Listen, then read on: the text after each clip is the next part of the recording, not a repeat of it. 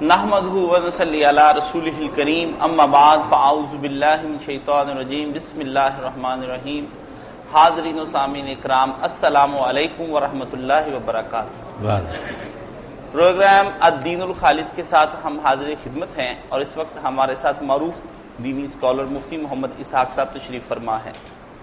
Programme کے آغاز میں ایک خوشخبری کا یہ اعلان کیا جاتا ہے کہ مفتی محمد اسحاق صاحب کے ایما پر المرکز الدین الخالص کا آغاز کر دیا گیا ہے۔ یہ ایک ادارہ ہے اور اس کے لیے ہمیں عمارت، کمپیوٹر اور ماہانہ بنیادوں پر تنخواہیں دینے کے لیے ماہانہ 1,10,000 روپے کا خرچ ہوگا، جس میں 5 افراد، کمپیوٹر، کمپوزر، 2 علماء اور 1 نگران کی ضرورت ہوگی۔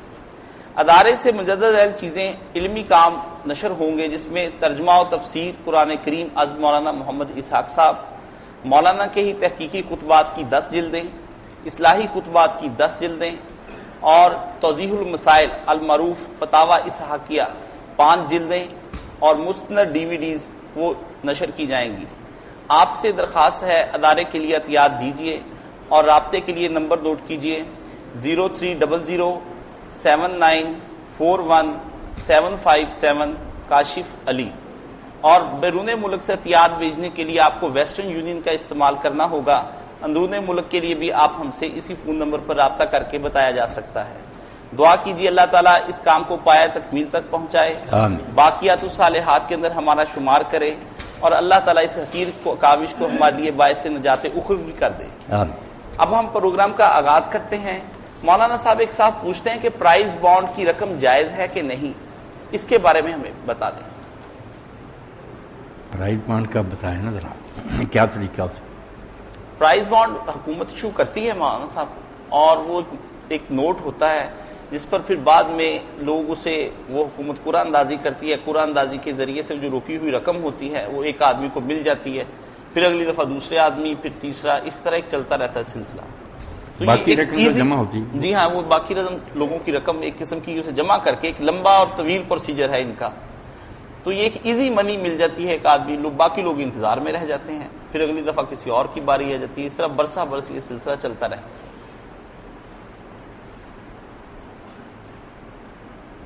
اس میں پھر کیا خرابی نظر آتی ہے بتائیں؟ بظاہر تو مولانا اس میں کوئی خرابی نہیں ہے، لیکن اندرونی طور پر اس کے اندر بہت سے بینکنگ نظام کے سسٹم کو جو لوگ جانتے ہیں وہ کہتے ہیں کہ یہ قسم کا سود ہی ہے، اور اسے بڑے طریقے سے دولت منجمد کر کے ایک کو خوش کر دیا جاتا ہے، باقی تمام لوگوں کو نقصان ہو جاتا ہے۔ یعنی قرعہ نکال دیا جاتا ہے سب سے پیسے لے کر، لاٹری کی طرح کی چیز ہے یہ۔ باقیوں کو کہتے ہیں نقصان نہیں ہوتا،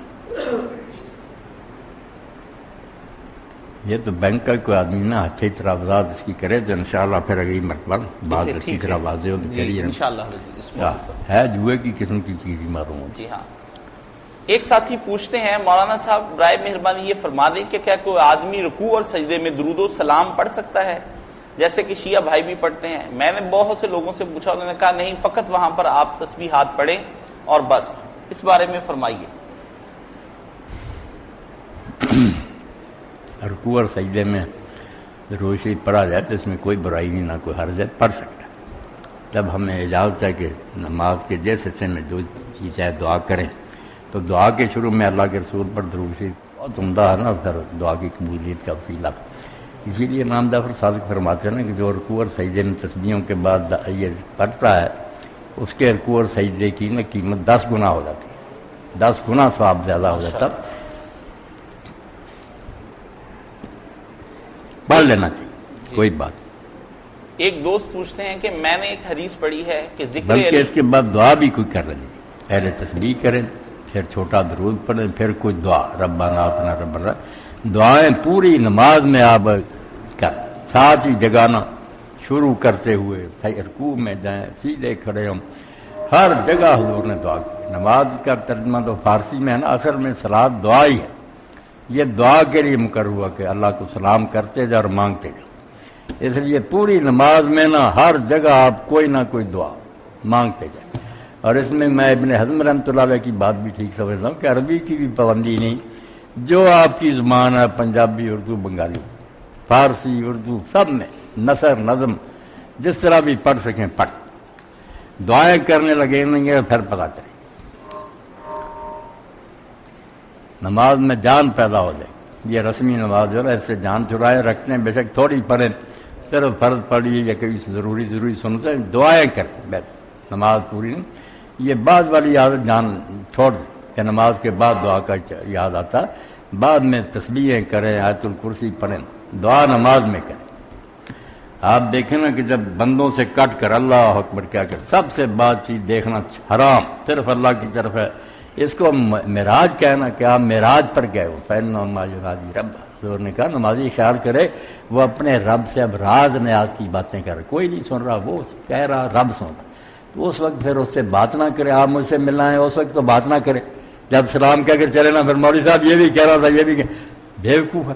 اس وقت کہتے جب میرے پاس آئے تو سلام تک آپ اللہ کے ہاں معراج میں، کوئی بندوں سے واسطہ نہیں. اس میں دعائیں کرتے، 7 موقع پر حضور نے نماز میں دعائیں کی. بعد میں پھر ذکر اذکار کریں، بعد میں بھی کبھی کرنے کو جی جائے کر لیں، حرام نہیں. مگر نماز کے بعد آپ نے کوئی ہاتھ نہیں اٹھایا نہ دعا کی. ایک دوست پوچھتے ہیں میں نے ایک حدیث پڑھی ہے کہ ذکر علی عبادت ہے، کیا یہ حدیث صحیح ہے؟ نہیں، سب جعلی. ذکر والی یعنی عبادت، کوئی کہتا کہ علی کے چہرے کو دیکھنا ہے، بعد جعلی بنا. سب لوگوں نے بناوٹی بہت بنائی. ہاں، یہ جو حضرت ابوبکر عمر کے چیلے تھے انہوں نے بھی بنا لی بہت. کسی نے بنا لیا کہ حضور نے کہا اگر میں نبی نہ ہوتا تو عمر نے نبی ہونا تھا. سب بناوٹی. سب یہ چیلے جو ہے نا بعد والے انہوں نے دین ہی تباہ کر. علی بھی اچھے ہیں، ابوبکر عمر بھی اچھے ہیں، مگر ان کو رہنے دو اچھے. صرف یہ نہ کرو کہ اپنی طرف سے گھر گھر کر فضیلتیں بیان کرتے رہو. ایک دوست پوچھتے ہیں مولانا صاحب صوفیہ کرام کی اصطلاح میں کشف کس چیز کا نام ہے؟ کیا کشف کی کوئی شرعی حیثیت ہے اور صحابہ کرام رضوان اللہ اجمعین کو بھی کشف ہوا کرتا تھا؟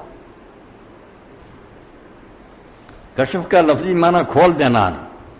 جب اللہ تعالیٰ کسی کے لیے کوئی بات کھول دیتا، اس کو سمجھا دیتا، اس کے دل میں ڈال دے تو یہ کشف ہی ہے. اب کشف ایک تو علمی ہوتا کہ کوئی علمی نقطہ پہلے وہ ذہن میں نہیں تھی، بات اچانک سمجھ میں آ گئی کہ وہ اس آیت کا تو یہ مفہوم، سارے عقدے حل ہو گئے. کشف ہی یہ کشف علمی ہے. ایک کشف عملی بھی ہے کہ اللہ تعالیٰ ایسی کوئی چیز اس کے ہاتھ سے ظاہر کر دے جو عام لوگ نہ کر سکیں. وہ نبی کے ہاتھ سے ظاہر ہو تو معجزہ. معجزہ بھی ہمارا ہی لفظ ہے، معجزہ قرآن حدیث کا لفظ نہیں. وہاں آیاتن ہے، نشانی ہوتی نا اللہ کی قدرت کی اور اس کے سچے ہونے کی کہ اللہ ہے جس نے یہ کام کر دکھایا، مردہ زندہ ہو گیا، جو لاٹھی تھی وہ سام بن گئی. یہ اللہ کے کرنے کے کام. ایک طرف سے اس سے اللہ کا پتہ چلتا کوئی ہے نا جو یہ سب کچھ کر سکے. دوسری طرف سے نبی کا سچا ہونا ثابت ہوتا کہ اللہ کا پیارا ہی تھا تو اس کے لیے اللہ نے یہ نشان ظاہر کر دی. بعد میں ہو تو اس کو پھر ہم کرامت کہہ دیتے ہیں. مشکات میں بھی آخر میں باب الکرامات ہے جو صحابہ کرام کے بارے میں پیرائی کئی چیزیں اللہ تعالیٰ نے ان کی عزت افزائی کی. ایک دوست کہتے ہیں میں دین کا علم حاصل کر رہا ہوں، ایک سوال پیدا ہوا، برائے مہربانی اس کی وضاحت کر دیں. اجماع اور اجتہاد اور بدعت یہ سب کام دین میں ایک نئی چیز کے اضافے کا باعث ہیں، تو ایک اسلام میں مقبول ہے دوسری مردود کیوں ہے؟ بدعت اور اجتہاد کا فرق واضح کرتے ہوئے مجتہد کی اہلیت بیان کر دیں. پورا دفتری سوال میں سمیٹ دیا نا، کہنے کو تو سوال چھوٹا تھا، سب کچھ بیان. اجتہاد پوری کوشش کرنے کو کہتے ہیں. آپ سنتے ہیں جد و جہد یا جد و جہد، تو جہد ہوتا پورا زور لگا، جتنی کو ہمت ہے نا آدمی ساری خرچ کر. تو یہ کوشش کرتے ہیں اگر ہاتھوں سے کی جائے تو ہتھیاروں سے جہاد کہتے ہیں، وہ بھی اسی سے نکلا. اور اگر علم کے طور پر ہو کہ بات سمجھنے کے لیے اس نے پورا زور لگا دیا تو یہ اجتہاد ہے. کبھی آیتیں اور حدیثیں جو ہیں ان کو سمجھنے کے لیے کہ ان کا اصل معنی کیا، یہ بھی اجتہاد. نئی نئی بات ان کا ہی فہم. کبھی یہ کہ کوئی سوال ہی نیا پیدا ہوا، آپ کے زمانے میں وہ شاید تھی نہیں، آپ کو پوچھتا کہ یہ جو چیز ہے اس کے بارے میں کیا حکم ہے، تو پھر اس کے لیے بھی عالم کو پوری محنت کرنی پڑتی. ٹامک ٹوئیاں نہیں مارتا، جو کچھ قرآن حدیث میں بیان ہو پہلے وہ سارا ہضم کرتا ہے، اس سے اس کو مزاج شریعت کا پتہ چلتا ہے. دین کا اس بارے میں مزاج یہ ہے، اس شعبے میں دین یہ چاہتا ہے، اس کی روشنی میں پھر آگے سوال حل کرتا جاتا. تو وہ مجتہد فاعل ہوگا جو اجتہاد، وہ مجتہد جو وہ محنت کرتا وہ اجتہاد. بدعت کیا ہے کہ جو چیزیں حضور کے زمانہ میں بھی تھیں، جو ضرورت اب کہتے ہیں نا یہ اس وقت بھی تھی، رکاوٹ بھی کوئی نہیں تھی مگر آپ نے نہیں کی. ایسی بات ثواب عذاب کی کوئی نکالے نا جس کا موجب سبب موجود تھا اس وقت، جیسے یہ کہتے ہیں مردوں کے لیے ختم پڑھتے، مردے بھی مرتے تھے، ان کو بخشوانے کے لیے کوششیں بھی دین بتاتا تھا، قرآن بھی تھا، یہ کوئی نیا نہیں اترا کہ اجتہاد کرے، میت بھی تھی، اس سے ہمدردی بھی تھی، قرآن بھی تھا، قرآن بھی حضور سب سے بڑھ کر جانتے تھے۔ اس لیے اگر یہ اس بارے میں کام دیتا ہوتا کہ قرآن پڑھ کر بخشو تو رسول اللہ کرتے۔ اب جو کہا کہ نہیں حضور نے نہیں کیا، میں کہتا ہوں اچھا ہی ہے، تیرے پر اللہ تعالیٰ پھٹکار بھیجے، اچھا تو اس کا مطلب رسول اللہ اس سے بے خبر رہے، کوئی عقل کر، کوئی چیز ہی نئی پیدا ہوئی نا کہ اس وقت تھی نہیں۔ لوگ پوچھتے ہیں یہ جو کمپیوٹر کا استعمال ٹھیک ہے یا نہیں، یہ جو ہوائی جہاز میں نماز کا کیا بنے، ایسی باتیں یہ تو ٹھیک ہے، یہ بدعت نہیں ہوتی، اس کا سبب نیا پیدا ہو۔ دو باتیں میں نے علم کی بات کیا تھی، بدعت والے بول بھی نہیں سکتے کہ اس چیز کا سبب اگر حضور کے زمانے میں تھا، جو ضرورت اب یہ بیان کرتے نا اس وقت بھی رکاوٹ بھی نہیں تھی، بعض چیزیں تھیں مگر رکاوٹ کی وجہ سے نہیں ہو سکی، وہ بعد میں بھی اگر ہوگی کوئی بات نہیں۔ جیسے تراویح کے بارے میں کہا جاتا ہے کہ حضور نے کہا فرض ہونے کا ڈر ہے، بعد میں وہ اندیشہ نہ رہا، تو جس کا سبب ہو مانے کوئی نہ ہوگا، پھر بھی نہیں آپ نے کیا وہ کام دین میں جو نیا کر دین میں ثواب بالکل اس پر اللہ کا غضب ہے، اور ثواب کی بجائے اللہ نے رسول نے ایسے عملوں کو بالکل رد کر کہ دین میں ترمیم کر۔ اب لوگ کہتے ہیں دین تو سارا ہی ہے، اسلام میں ساری چیزیں دین ہی نہیں، فرق کرنا۔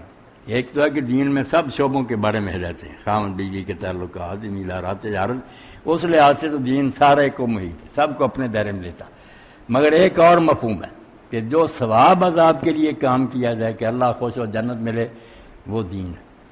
جو ہم اپنی دنیا کے معاملات کو بہتر چلانے کے لیے کس طرح اگر کھاد ڈالیں فصل زیادہ ہوگی، ہوائی جہاز سے سفر کرے، جو مسلم بھی کرے کافر بھی کرے، فرق کیا ہوگا؟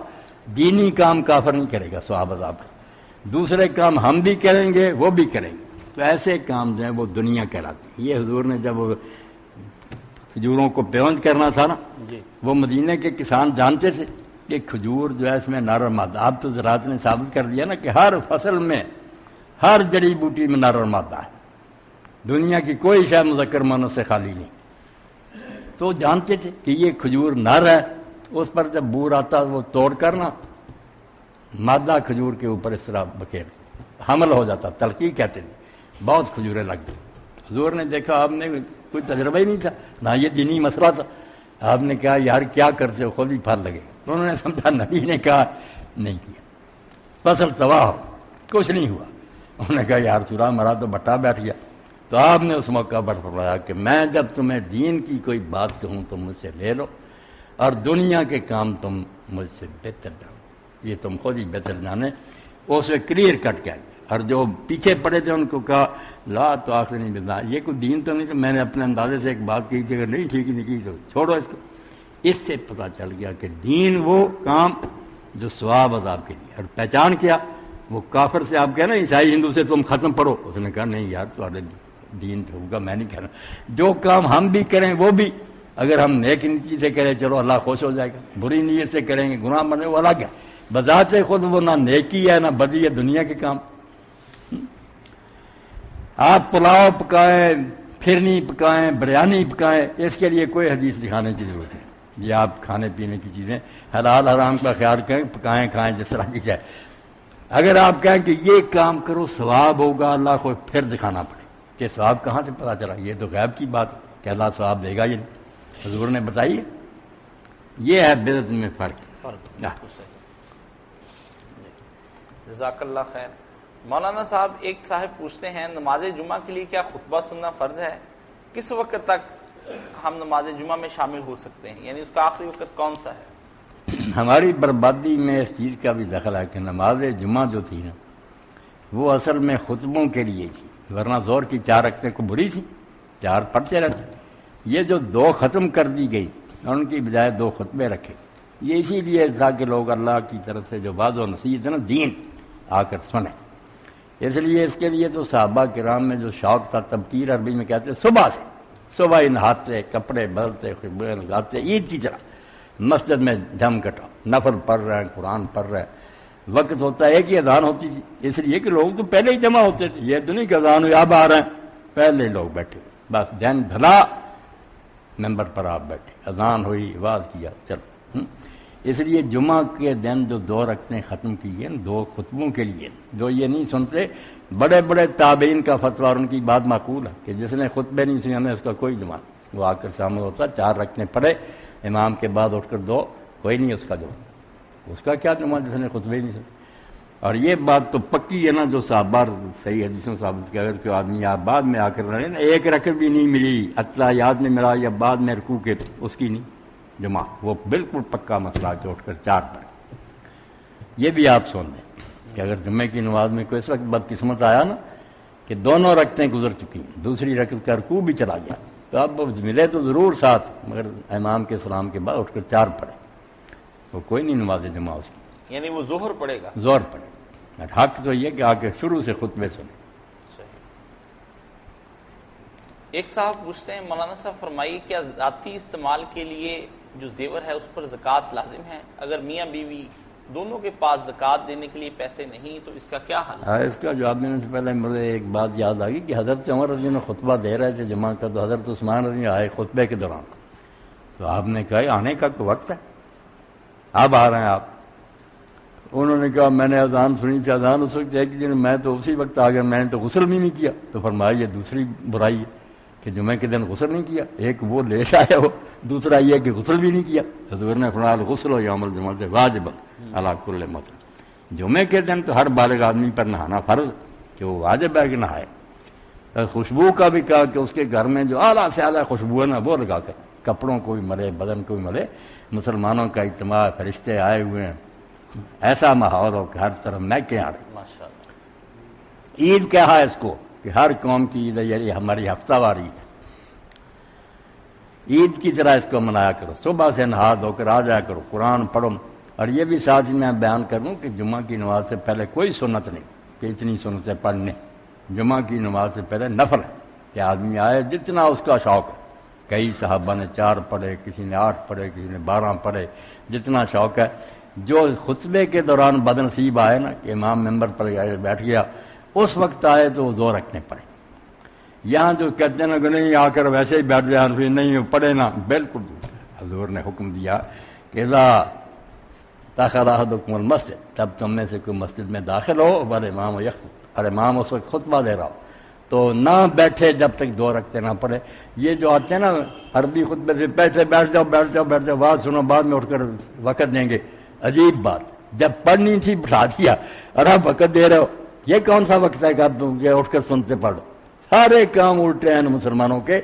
جب آتے ہی بے شک خطبہ ہو رہا، 2 رکعتیں پڑھے، مگر ہلکی لمبی نہ پڑھے۔ اور اس پر شاہ ولی اللہ رحمۃ اللہ نے اس زمانے میں چونکہ حنفیت کا غلبہ تھا، انہوں نے تھوڑا بہت دین کو زندہ کیا۔ وہ کہتے ہیں ہمارے شہر کے لوگ بے شک چیختے ہیں دہلی کے، کوئی نہ سنو، صحیح حدیث پاک ہے کہ جب خطبہ ہو رہا ہے 2 رکعتیں پڑھے، پڑھ کر بیٹھے۔ تو ہم تو یہاں جو بیٹھے نا دین الخالص کے لیے، ہمیں نہ حنفیت سے دشمنی ہے، نہ حدیثوں سے کوئی ہمدردی ہے، نہ کسی اور گروہ سے کوئی بیر ہے۔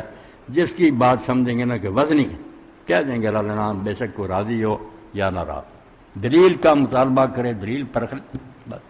مولانا اسی کے ساتھ یہ بھی فرما دیں کہ مسجد کو آ کر یہاں پہ اگر بتی جلانا، خوشبو یہاں پیدا کرنا، یہ بھی کوئی مستحسن عمل ہے کہ مسجد کو صاف ستھرا رکھے اور خوشبو وغیرہ سے مہکا دے؟ بالکل، یہ تو اللہ کے رسول علیہ السلام نے حکم دیا کہ محرم مسجد بناؤ، اس کو صاف ستھرا اور طیب خوشبودار کر۔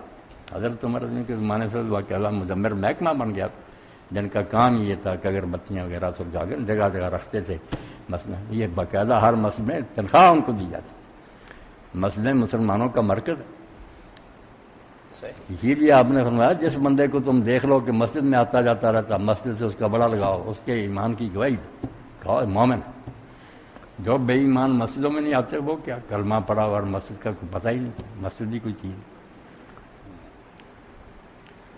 یہ صاحب آپ سے سوال دوبارہ پوچھتا ہوں کہ کیا ذاتی استعمال کے لیے زیور پر زکوٰۃ لازم ہے؟ اگر میاں بیوی کے پاس زکوٰۃ دینے کے لیے پیسے نہ ہوں تو کیا حل ہے؟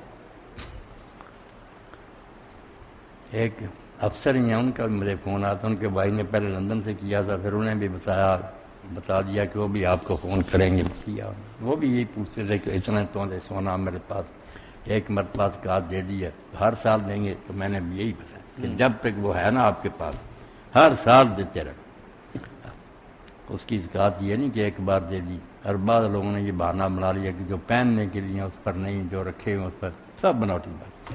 سونا چاندی کسی شکل میں نا آدمی کے پاس زکوٰۃ پیسے نہیں دینے کے لیے پھر ٹکڑے کرا کے نا سنار سے اتنا کام کرتا جائے، جب وہ 7.5 تولے سے کم ہو جائے گا خود ہی ختم ہو جائے گا. اور اگر پڑا ہے نا پھر جہاں سے جی چاہے لے کر دو، زکوٰۃ دینی پڑے. زکوٰۃ دینی پڑے گی.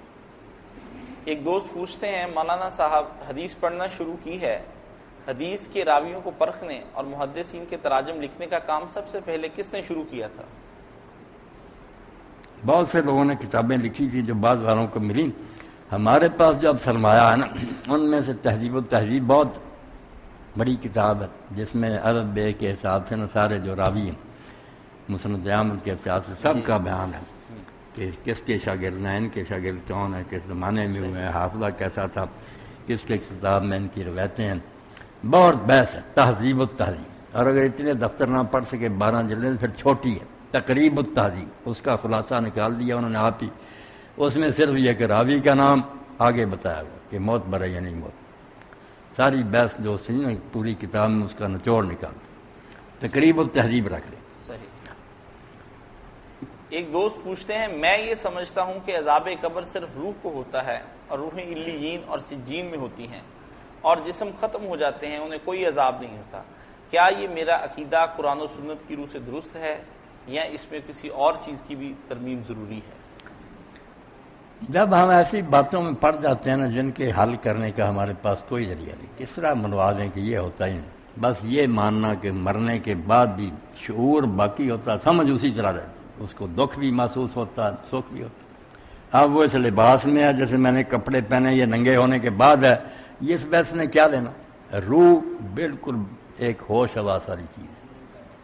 اور یہ بھی لوگوں نے معلوم کیا کہ جو روح ہے نا جتنے آپ بیٹھے اسی شکل وہ نکلی ہوگی نا اسے آپ دیکھیں گے بالکل اسحاق میں یہی ہوں گا، آپ ہوں گے آپ وہی حلیہ، ذرا فرق نہیں ہوگا. اس لیے انہیں پہچاننے میں ایک دوسرے کو پریشانی نہیں ہوتی. صرف وہ ایک ایسا پیکر ہے نورانی پتلا جو اندر چھپا ہوا ہے، ایک یہ بڑا ہے، اس میں سے چھوٹی سی کاپی ایک باہر نکل جاتی، چلتی پھرتی بولتی نمازیں پڑھتی سمجھتی سوچتی سب کچھ ہے. اس میں زیادہ بحثوں کا کیا فائدہ. یہ عقیدہ بالکل اسلام کا کہ اس کو قیامت تک سکھ بھی ہے دکھ بھی ہے. صحیح. ایک دوست پوچھتے ہیں مولانا صاحب کیا بیت الخلاء میں اللہ کے ذاتی نام والی انگوٹھی پہن کر جایا جا سکتا ہے یا صفاتی نام کی انگوٹھیاں جیسے الجبار کی انہوں نے کندھا کروایا ہوتا ہے؟ اس بارے میں ذرا وضاحت فرما دیں. ایک روایت لکھی ہے نا کہ حضور کو انگوٹھی اتار دیتے تھے مگر وہ صحیح نہیں، پہن کر جا سکتا. مگر خیال یہی رکھنا کہ اگر وہ اس پر کچھ اللہ کا نام کندھا نا ایک اچھی چیز لکھی ہو تو وہ اس کو نہ گندگی لگے پھر کوئی بات نہیں. اور یہ بات بھی امام مالک کی میں سمجھتا ہوں بہت ٹھیک ہے کہ آدمی اس حالت میں بیٹھا اذان ہو رہی ہے اور یہ تو جواب دیتا ہے کوئی بات نہیں. دنیا کی باتیں نہ کریں کہ آپ بھی ٹٹی پھر رہے میں بھی پھر رہے. جیسے باہر جاتے ٹائم جنگلوں میں تو دونوں بیٹھ کر آپس میں گپیں مارنا یہ بے ہوگی. انسان نا آپس میں اللہ کا ذکر اگر وہ کرتا رہے اس میں کوئی پابند نہیں کہ وہ اللہ اکبر سنا یہ بھی کہ اللہ اکبر اشہد اللہ اللہ ذکر کرنا جو ہے نا اللہ کا یہ کسی حال میں منع نہیں. کئی بچیاں پوچھتی ہیں حیض کی حالت میں، وہ بھی سن رہے حیض کی حالت میں صرف قرآن نہیں آپ پڑھ سکتی. عام اگر بچیاں حافظہ وغیرہ نا پڑھاتی ہیں بچیوں کو وہ حیض میں بھی پڑھاتی ہیں تو ٹھیک ہے کیونکہ ان کا حفظ نہ بھول جائے. باقی مرد نہیں پڑھ سکتا. مرد کو اگر غسل کی حاجت ہے وہ نہائے بغیر نہیں قرآن کی آیت پڑھ سکتا. ذکر اذکار جو ہے نا استغفر اللہ سبحان اللہ الحمدللہ درود شریف وغیرہ یہ سب پڑھ سکتا. عورتیں نہیں پڑھ سکتی، مرد نہیں پڑھے. قرآن مجید کہ میں قرآن تلاوت کر رہا ہوں یہ جن بھی نہ پڑھے کیونکہ اس کی کوئی مجبوری نہیں. کیوں نہیں اٹھ کر نہاتا؟ عورت بیچاری بے بس ہے، کئی دن ناپاک ہے، اس لیے اس کو اتنی رعایت ہے کہ اگر وہ اپنا حفظ دہرا لے زبانی اور بچیوں کو پڑھا لے تو جائے. اور کون ہے میرے عزیز؟ میرے رشتہ دار عزیز یہ ہے جو میرے پاس بیٹھے دین سے. اس لیے آپ لوگ جو نا میری قدر ہے، میرے دل میں آپ کی قدر ہے. کوئی غریب ہو مسکین آپ ہزاروں امیروں سے بہتر اللہ کی باتیں سن رہے ہیں، رسول کی باتیں سن رہے ہیں.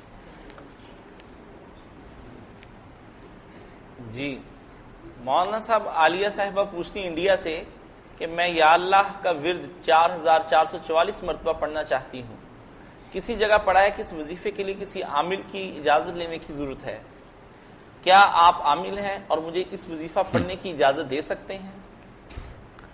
عالیہ بچی بہن جو ہے نا وظیفے اجازتوں کے محتاج وہ لوگوں کے اپنی طرف سے بنائے ہوئے ذکر اذکار جن کے لیے ہوتا کسی سے اجازت رہو، وہ بھی انہوں نے اصل میں تو کاروبار بنایا ہوا کہ ہم سے اجازت لیں گے، پھر اجازت کے لیے پابندیاں رکھی ہیں۔ یہ کئی میگزین ان میں آتا ہے نا جو بتاتے ہیں، تھوڑا سا بتا دیتے ہیں کہ آپ کا رشتہ ہونے ہی والا، آگے کہہ دیتے ہیں ہم سے رابطہ کرو، اور رابطہ پھر پیسوں سے ہوتا۔ یہ سارا کاروبار ہے، کچھ نہیں۔ اللہ کا نام لینے میں بیٹا آپ کو اجازت لینے کی کیا ضرورت، کسی عمل کی ضرورت نہیں، آپ کو کچھ نہیں ہوگا، کوئی نہ جن نہ کوئی آپ کو تکلیف نہیں پہنچائے گا۔ یا اللہ، بہت آپ 444 ساری پڑھیں، سبحان اللہ، اس سے بڑی کیا بات، اللہ کو آواز دیں، پڑھیں۔ عالیہ بچہ پڑھیں اس کو، بہت عمدہ ہے، کسی سے اجازت نہ لیں، اللہ نے اجازت دے دی ہے کہ مجھے یاد کرو، اللہ کے نام ہے، اللہ کہتا ہے اللہ کہو یا رحمان کہو، سارے میرے نام پیارے پیارے۔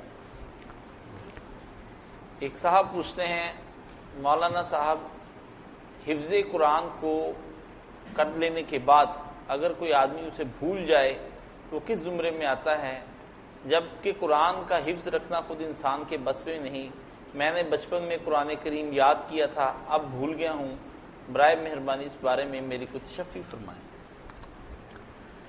جو آتا نا کہ جو قرآن میں بھی بول گیا وہ کوڑی اٹھے گئی ہے تو باتیں درست نہیں، یہ حدیثیں بھی اپنی طرف سے بنائی ہیں، کوئی نہیں ان کا فائدہ۔ باقی جو حضور کو چیزیں بتائی گئی ہیں، آپ کے سامنے امت کے اعمال پیش کیے گئے، نیکیوں کی فہرست، برائیوں کی بھی، تو اس میں کہا نیکیوں میں یہ بھی دکھایا گیا کہ ایک تنکا اٹھا کر نا مسجد سے کسی نے باہر پھینک دیا، مسجد کو صاف کیا، یہ بھی معمولی کام نظر آتا مگر یہ بھی نیکیوں میں لکھا گیا۔ اور بھولنے والی باتیں جو گناہ، ان میں کہا یہ بھی ہے کہ کوئی کہا میں یہ آیت بھول گیا، یہ آیت سورت مجھے بھول جانا ہے برائی، اگر اس کا دخل نہیں بیچارے کوئی یاد نہیں رہتا کوئی بات نہیں، ورنہ کوشش کرنی چاہیے کہ اگر اللہ نے یہ نعمت دی ہے دہراتا رہے اور اس کو حفظ کرے، کیونکہ ثواب کتنا بڑا کہ حافظ قرآن کو قیامت کے دن جنت میں کہا جائے کہ پڑھتا جا اور چڑھتا جا، ہاں وہ جو پڑھتا جائے گا اگلی جنت میں جاتا چلے، جنتیں کو چھوڑی، جتنی قرآن کی آیتیں اتنی سیڑھیاں، اور سب سے آخری درجہ جو وہ فردوس ہے، فردوس کے اوپر اللہ تعالیٰ کا تخت عرش، تو فردوس میں اللہ کے نبی اور صدیق اور اعلیٰ درجے کے لوگ ہوں گے، اس لیے حافظ قرآن اگر حفظ کرے اور دہرائے اور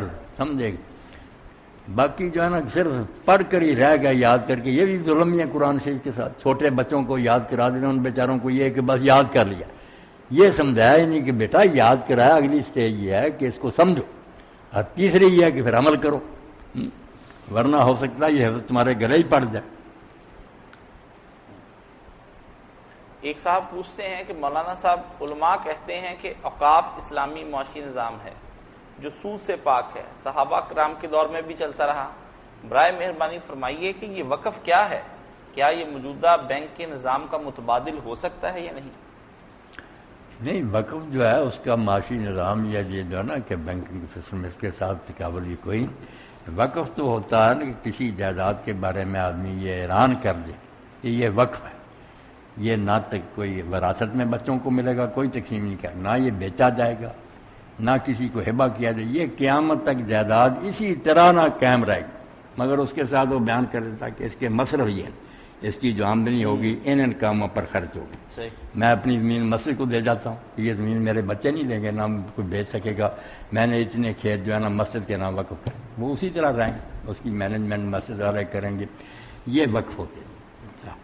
کوئی کسی کام کے لیے، کئی لوگوں نے مدرسوں کے لیے وقف کیے تھے کہ اس مدرسہ کے لیے میری زمینیں جائیدادیں، وقف روک دینے کو کہتے ہیں کہ انہوں نے جائیداد کو روک دیا کہ یہ نہ تقسیم ہوگی، نہ بیچی جائے گی، نہ کوئی اس کو ہبہ کر سکے گا، اسی طرح یہ پراپرٹی قیامت تک رہے گی، آمدنی اس کی ان کاموں پر خرچ ہو، تو وقف ہے بڑی بڑی نیکی، یہ صدقہ جاریہ جو ہے نا اس کی اعلیٰ شکل یہ ہے کہ آدمی وقف کرے، کوئی نہ کوئی چیز جو نا اس کو کہہ جائے کہ یہ بس اللہ کے نام پر اسی طرح رہے گی۔ جو حضرت فاطمہ رضی اللہ تعالیٰ عنہ کا نا حضرت ابوبکر کا زمینوں کا معاملہ فرض کر بنو نذیر کی زمینیں خرید، وہی یہی مسئلہ تھا، بات تو سب کو پتہ ہے، شیعہ سنی نے اور زیادہ وقف تھا نا، وہ تقسیم ہونے والی بات نہیں، جو سوال تھا نا سنی شیعہ دونوں اور ماورج گئے وہ ولیت کا تھا، مینجمنٹ کون کرے. یہ مسجد میاں صاحب نے وقف کر دیا، اب ان کے بیٹے متولی ہیں، تو متولی بی بی فاطمہ رضی اللہ عنہ کہتی تھی میں حضور کی بچی، میں ان کا انتظام کروں. کھانا پینا کسی نے نہیں تھا، جس طرح وہ خرچ ہو رہا تھا دونوں پارٹیاں مانتی تھی کہ حضور بھی یہ کرتے، یہی ہونا چاہیے کہ بنی ہاشم کو خرچ ملے، مسافروں کا انتظام کیا جائے، مجاہدین کو. اسی طرح وہ بکر عمر کرتے رہے، اسی طرح بی بی فاطمہ چاہتی تھی صرف انتظام کہ میرے ہاتھوں میں ہو، میں یہ بندوبست کروں. حکومت کہتی تھی نہیں، یہ حضور اس وقت حکومت کے نگران تھے، اس لیے حکومت کی پراپرٹی تھی، اب ہم نگران ہیں. حضرت ابوبکر نے کہا اللہ گواہ کہ خرچہ اسی طرح ملے گا بنو ہاشم کو جس طرح پہلے ملتا، اس میں کوئی کمی نہیں آئی. صرف حضرت معاویہ وغیرہ نے پھر خود ہی تقسیم کر لیا، اس کو بانٹ لیا، اپنے حصے کر لیا. انہوں نے برا کیا. پہلے جو تھے نا اس پر یہ انتظام کہ میں کروں، یا کوئی اتنی بات نہیں. جو کہتے ہیں نا حضرت فاطمہ رضی اللہ ناراض ہوگی، ناراضگی قدرتی بات ہے، یہ کوئی قیامت نہیں. میرے بچے کہیں کہ یہ بات ابا جی نے چھوڑی، ہم انتظام کریں گے، ان کو نہ ملے طبی طور پر رنج تو ہوتا ہے، وہ ناراض ہوں گے کہ یار ہمیں نہیں موقع دیا. یہ دینی مسئلہ نہیں، یہ طبی جو ہے نا رنجش، قدرتی آدمی ناراض ہو جائے، میرا مانا نہیں گیا. انتظام ٹھیک تھا، اسی لیے حضرت علی رضی کے ہاتھ میں جب آیا انہوں نے کوئی رد و بدل نہیں کیا، نہ کسی وارثوں کو ذریعے، اسی طرح حکومت کے پاس ہی رہا. تو وقف کو سمجھنا چاہیے. عبد الواحد صاحب پوچھتے ہیں مولانا صاحب ہم نے مسکت سے آپ کو اباضی فرقے کی کتابیں بھیجی تھیں، یہاں ایک اباضی عالم کے پیچھے نماز پڑھتا ہوں، لیکن وہ نماز بہت تیزی سے پڑھتے ہیں، وہ سجدے میں ہوتے ہیں اور ہم رکوع میں، پھر اس کے بارے میں یہ ہوتا ہے وہ رکوع سجدے سے اٹھتے ہیں اتنی دیر میں، وہ ہم اٹھتے ہیں تو وہ قیام میں. ایسی صورت میں بتائیں کہ نماز دہرائیں یا نہیں، اور یہ صرف عصر کی نماز میں ہوتا ہے، مجبوری ہے ان کے پیچھے پڑھنا. نہیں میرے بھائی کتاب میں آپ کی مل گئی تھی، کچھ میں نے دیکھی پڑھی ہیں، بہت آپ نے اچھا کیا، اللہ تعالیٰ آپ کو اجر دے. ایسی چیزیں بھیجنی چاہیے، سب کے بارے میں واقفیت باتیں. تو آبادیوں کو بھی جو کہتے ہیں مسلمان نہیں، یہ بھی زیادتی ہے، ان اسی طرح مسلمان ہے جیسے ہم ہیں، تھوڑی باتوں میں اختلاف پھر کیا ہوا. اسی لیے کئی لوگوں نے جب کہا جی نا آبادی مسلمان نہیں، تو پھر جو ہے نا الجامع الاحکام القرآن امام قرطبی کا حاشیہ، وہ ساتھ ساتھ ہی لکھتے گئے لکھنے والے کہ یار کیوں مسلمان ہے ٹھیک تھا. باقی نماز اگر اس طرح کی غلط شرط پڑھتے ہیں نا تو وہ آبادی ہوں یا حدیث ہوں یا حنفی ہو، کیا ایسے آدمی کے پیچھے پھر نماز پڑھنی؟ نماز تو آرام سے پڑھنی چاہیے. صحیح، دہرائی بھی جا سکتی ہے اس میں. ایک بندہ نماز پڑھ لیتا ہے ایسے آدمی کے، چلو پڑھ لیتا تو پھر ہو گئی اس کی، مگر وہ جیسے حضور نے فرمایا نا، لوگوں نے پوچھا آپ نے جب بتایا نا کیسے حکمران آئیں گے، نماز اس وقت حکمران ہی پڑھاتے تھے، یہ تو نہیں کہ ممبری کے لیے کھڑے ہو گئے نماز کوئی پڑھی نہیں. یہ تو قیامت ہے نا، مسجد میں کبھی آئے نہیں ممبر بننا ہے پارلیمنٹ میں. اس وقت تو آخری نشانی یہ تھی نا کہ بے شک جتنا جی جائے بے ایمان ہو نماز پڑھ رہا، نماز آخری نشانی، حکمران پڑھتے. مگر حضور نے فرمایا ایسے آئیں گے جو بے وقت پڑھیں گے، بالکل جلدی کاٹ چھانٹ کے. جو پھر صحیح نماز پڑھنے والے تھے انہوں نے پوچھا ہمارا کیا بنے گا پھر؟ تو نبی علیہ السلام نے کہا وقت کا تو حل یہ ہے کہ تم وقت پر اپنے گھروں میں پڑھ لینا، پھر جا کر ان کے ساتھ پڑھ. مجبوری کا ہے کہ نہ پڑھو گے مصیبت آ جائے گی، مقدمہ بنا لیں گے کہ یہ ہمارے خلاف ہیں، تو تمہاری فرض ہو جائے گی گھر میں پڑھ یا نفل ہو جائے گی. اور کاٹ چھانٹ کا کہا کہ اگر وہ اس طرح قدر کے پڑھیں گے تمہیں پورا ثواب ہوگا، گناہ ان پر ہوگا. مگر اختلاف نہیں کرنا، نماز اکٹھے پڑھ کر. امت کا اتحاد اور اتفاق لازم ہے. یہ باتیں اللہ ثواب دے گا انشاءاللہ. نماز مل کر سب کو پڑھنی چاہیے، کوئی نہ کہا کہ یہ فلاں فرقہ ہے، یہ فلاں، سب پڑھو ساتھ. اسی لیے میں نے جمعے کے خطبے میں 5 تکبیروں کا بھی ذکر کی، اتنی تکبیریں بھی حضور نے کہی. اس لیے کوئی شیعہ عالم جنازہ پڑھا رہا 5 اللہ اکبر کہے تو ابن مسعود نے کہا کہتے جاؤ جتنا امام کہتا، کوئی نجائز کر رہا. مولویوں کو چاہیے سارے اللہ کا نام لے کر جو کچھ کتابیں سب پڑھائیں کہ یہ بھی ٹھیک ہے، یہ بھی ٹھیک، تاکہ مسلمانوں کے ذہن کھل جائیں اور محبت سے ایک دوسرے سے ملیں. کیوں نفرت کرتے ہیں؟